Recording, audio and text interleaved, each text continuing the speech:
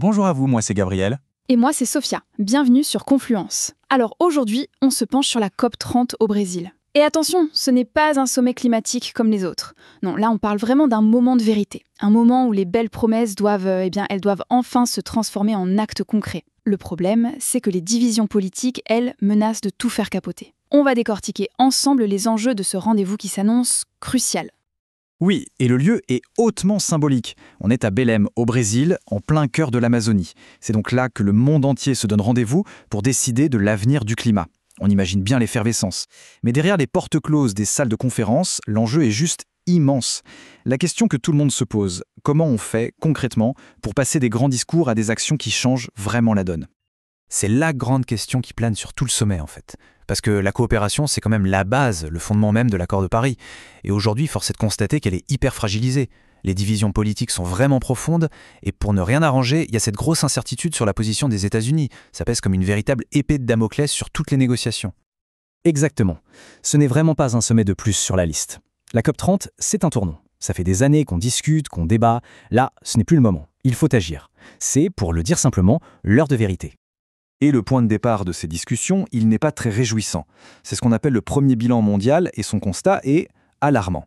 Le verdict est sans appel. Collectivement, on est très très loin du compte. La mission de la COP30, du coup, c'est de corriger le tir, et vite. Il faut définir une trajectoire beaucoup plus ambitieuse si on veut avoir une chance de rester dans les clous de l'accord de Paris. Alors, pour bien comprendre ce qui se joue vraiment à Belém, il faut regarder ça de plus près. Tout va s'articuler autour de 5 grands chantiers. On peut voir ça comme les 5 principaux champs de bataille des négociations.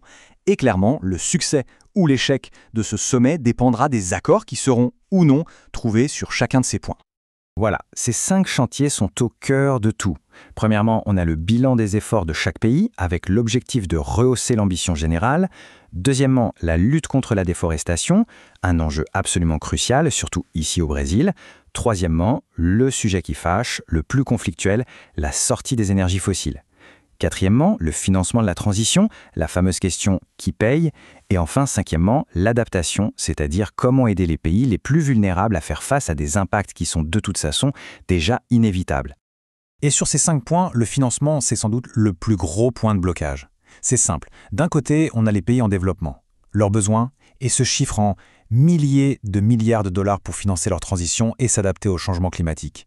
Et de l'autre côté, les pays développés qui peinent encore à tenir une vieille promesse, celle de mobiliser 100 milliards par an.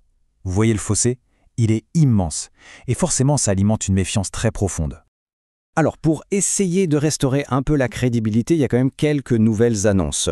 L'Union européenne, par exemple, a promis 400 millions d'euros pour un nouveau fonds. Sur ces 400 millions, 225 viennent de la France. Bon, c'est un signal, c'est certain, mais on est encore très loin des montants qui sont réellement nécessaires. Là, on touche vraiment au cœur du réacteur, au problème central. La sortie des énergies fossiles, pétrole, gaz, charbon, c'est la ligne de fracture la plus profonde de toutes les négociations. D'un côté, des pays qui veulent accélérer, et de l'autre, les États producteurs qui, eux, freinent des 4 fers. Franchement, réussir à obtenir un accord sur un calendrier de sortie qui soit précis, ce serait un exploit diplomatique monumental. Et justement, au milieu de toute cette tension, il y a un acteur qui essaie de jouer un rôle de moteur, c'est l'Union européenne. Pour l'UE, cette COP30, c'est une mission diplomatique absolument cruciale. Et elle arrive à la table des négociations avec une ambition qu'elle affiche haut et fort. Oui, l'Europe arrive avec un objectif bien chiffré pour 2040, réduire ses émissions de 90%. C'est un signal fort, c'est clair. Il faut savoir que c'est le fruit d'un compromis assez difficile entre les 27 pays membres. Certains, comme la France d'ailleurs, voulaient même aller encore plus loin. L'idée derrière, c'est de se servir de cet objectif comme d'un levier diplomatique, pour essayer d'inciter les autres grandes puissances à suivre le mouvement. La stratégie européenne est donc assez claire. L'objectif, c'est d'arracher un accord mondial. Mais pour y arriver, il faut absolument construire des alliances solides, notamment avec les plus gros émetteurs, la Chine, l'Inde et bien sûr les États-Unis. Le X, c'est que tout ce bel édifice diplomatique est suspendu à la menace d'un possible retrait américain de l'accord de Paris. Et ça complique, mais alors énormément la donne. Le fait que ce sommet se tienne au Brésil, ça met logiquement une autre question au centre de tous les débats, la déforestation. C'est un enjeu qui est local, mais dont l'impact est planétaire.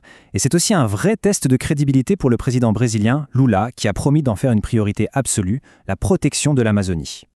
Et pour le coup, sur ce front-là, il y a des nouvelles plutôt encourageantes. La déforestation en Amazonie brésilienne a chuté de 22% en un an seulement, c'est son plus bas niveau depuis 2018. Et ça, ce n'est pas un hasard. C'est le résultat direct d'une volonté politique qui est de nouveau affirmée et d'un renforcement des contrôles sur le terrain. Oui, mais attention, il y a un revers à la médaille. Pendant que toute l'attention est concentrée sur l'Amazonie, un autre écosystème brésilien, qui est tout aussi vital, le Cerrado, c'est une immense savane arborée, eh bien lui, il subit une destruction qui s'accélère. C'est ce qu'on appelle un effet de report. En gros, la pression de l'agriculture se déplace tout simplement vers des zones qui sont moins surveillées. Et ça, c'est un rappel absolument essentiel de la connexion directe qu'il y a entre ces deux mondes. Les décisions politiques, qui peuvent nous paraître abstraites, prises dans des salles de conférences climatisées, elles ont un impact immédiat, concret, sur des millions d'hectares de forêt et bien sûr sur les vies des gens qui en dépendent. On arrive donc au moment décisif. La COP30, c'est vraiment la croisée des chemins. Le monde a un choix à faire.